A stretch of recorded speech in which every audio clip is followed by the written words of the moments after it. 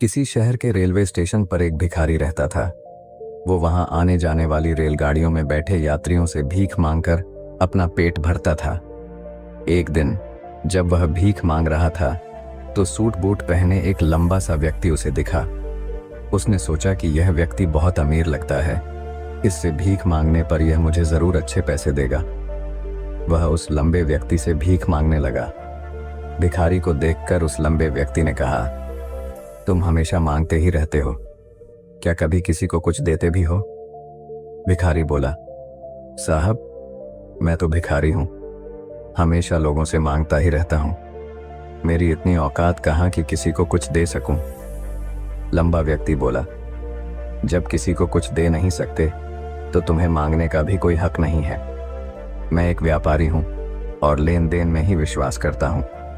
अगर तुम्हारे पास मुझे कुछ देने को हो तभी मैं तुम्हें बदले में कुछ दे सकता हूं। इतना कहने के बाद वह लंबा आदमी ट्रेन में बैठकर चला गया। इधर भिखारी उसकी कही गई बात के बारे में सोचने लगा। उस लंबे व्यक्ति के द्वारा कही गई बात उस भिखारी के दिल में उतर गई। वह सोचने लगा कि शायद मुझे भीख में अधिक पैसा इसीलिए नहीं मिलता क्योंकि मैं उसके बदले में किसी को कुछ दे नहीं पाता हूं। लेकिन मैं तो भिखारी हूं, किसी को कुछ देने लायक भी नहीं हूं। लेकिन कब तक मैं लोगों को बिना कुछ दिए केवल मांगता ही रहूंगा? बहुत सोचने के बाद उस भिखारी ने निर्णय किया कि जो भी व्यक्ति उसे भीख देगा उसके बदले में वह भी उस व्यक्ति को कुछ जरूर देगा। लेकिन अब उसके दिमाग में यह प्रश्न चल रहा था कि वह खुद भिखारी है तो भीख के बदले में वह दूसरों को क्या दे सकता है। इस बात को सोचते हुए 2 दिन हो गए, लेकिन उसे अपने प्रश्न का कोई उत्तर नहीं मिला था। तीसरे दिन जब वह स्टेशन के पास बैठा हुआ था तभी उसकी नजर कुछ फूलों पर पड़ी जो स्टेशन के आसपास के पौधों पर खिल रहे थे। उसने सोचा, क्यों ना मैं लोगों को भीख के बदले कुछ फूल दे दिया करूं। उसको अपना यह विचार अच्छा लगा और उसने वहां से कुछ फूल तोड़ लिए। अब वह ट्रेन में भीख मांगने पहुंचा। अब जब भी कोई उसे भीख देता तो उसके बदले में वह भीख देने वाले को कुछ फूल दे देता। उन फूलों को लोग खुश होकर अपने पास रख लेते थे। अब भिखारी रोज फूल तोड़ता और भीख के बदले में उन फूलों को लोगों में बांट देता था। कुछ ही दिनों में उसने महसूस किया कि अब उसे बहुत अधिक लोग भीख देने लगे हैं। वह स्टेशन के पास के सभी फूलों को तोड़ लाता था। जब तक उसके पास फूल रहते थे तब तक उसे बहुत से लोग भीख देते थे, लेकिन जब फूल बांटते बांटते खत्म हो जाते तो उसे भीख भी नहीं मिलती थी।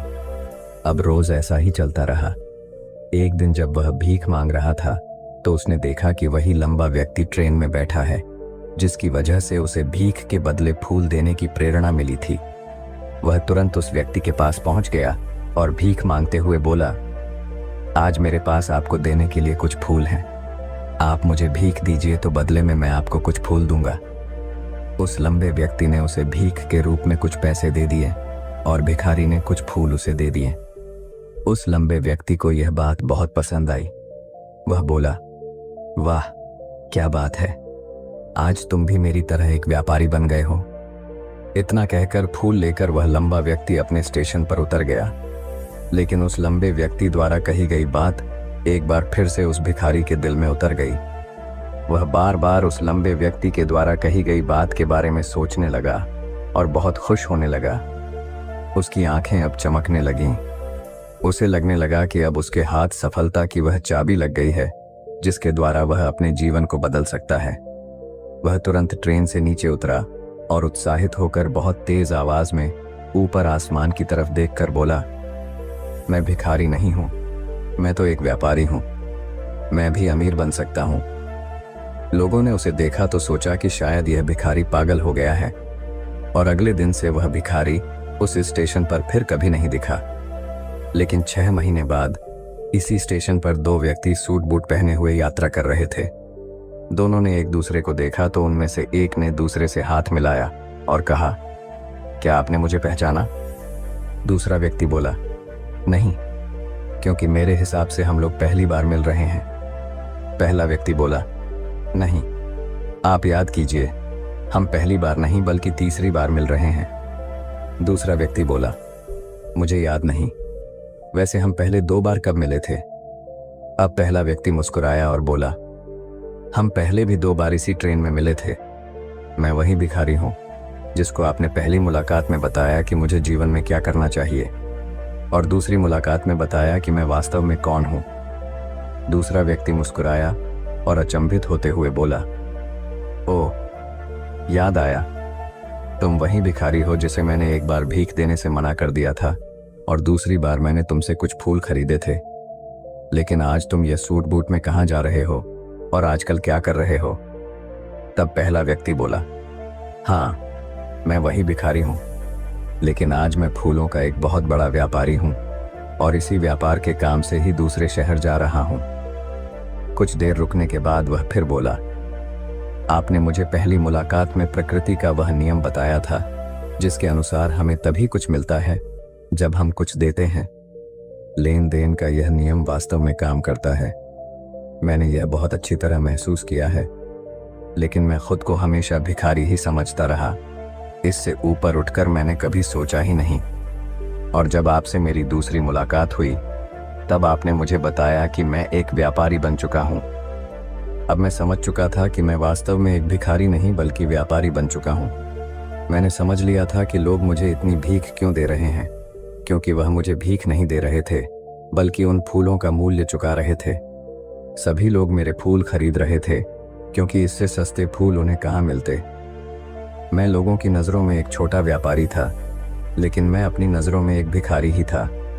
आपके बताने पर मुझे समझ आ गया कि मैं एक छोटा व्यापारी हूँ। मैंने ट्रेन में फूल बांटने से जो पैसे इकट्ठे किए थे उनसे बहुत से फूल खरीदे और फूलों का व्यापारी बन गया। यहाँ के लोगों को फूल बहुत पसंद है और उनकी इसी पसंद ने मुझे आज फूलों का एक बहुत बड़ा व्यापारी बना दिया।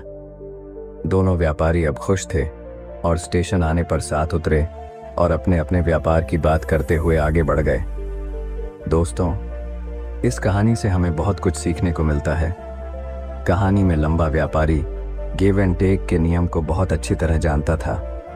दुनिया के सभी बड़े व्यापारी इसी जीवन के नियम का उपयोग करके सफल हुए हैं। इस फॉर्मूले को उसने भिखारी को भी बताया।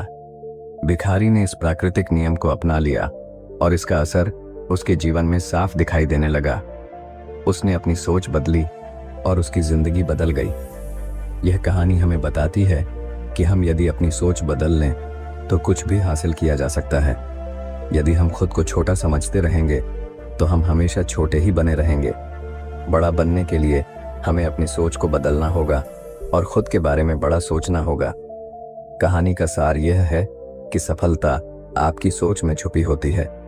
खुद का आत्मसम्मान जगाइए, अपनी सोच को बड़ा बनाइए और देखिए कैसे आप सफलता के शिखर पर पहुंच जाते हैं।